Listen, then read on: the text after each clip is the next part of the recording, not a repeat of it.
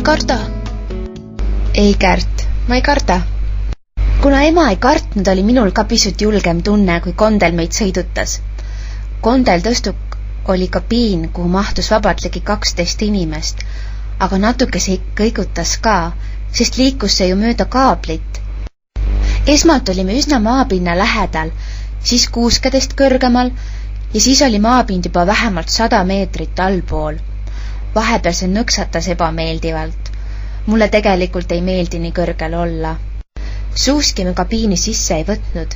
Need olid asetatud kondli küljes oleva spetsiaalse aluse külge. Lõpuks jõudsime mäe otsa ja ma hingasin kergendatult. Vaade oli suurepärane. Ümberringi lumised mäed. Need polnud ainult valged, päike andis neile roosakaid ja kollakaid toone. Õhk tundus pisut jahedam kui all Mägikülas, kus asus meie hotell. Ema, kas siin on kogu aeg lumi maas? Kõrgematel mäetippudel on küll. Seal on aastaringselt igilumi ja liustikud. Võtsime suusad ja liikusime suusaraja poole. Ühe laugjama künka arvas ema mulle harjutamiseks sobiva olevat. Ma olen muidugi juba varem ka suusatanud ja ma usun, et mul tuli see päris hästi välja.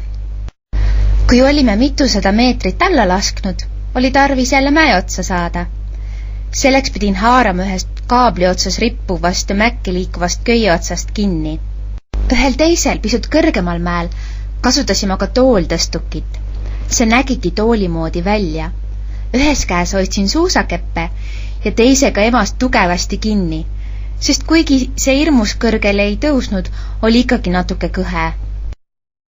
Laskusime mäest veel mõned korrad alla ja siis oligi aeg tagasi hotelli minna. Järgmisel päeval olid ema lihased ja kondid kanged. Minul olid jalad valusad.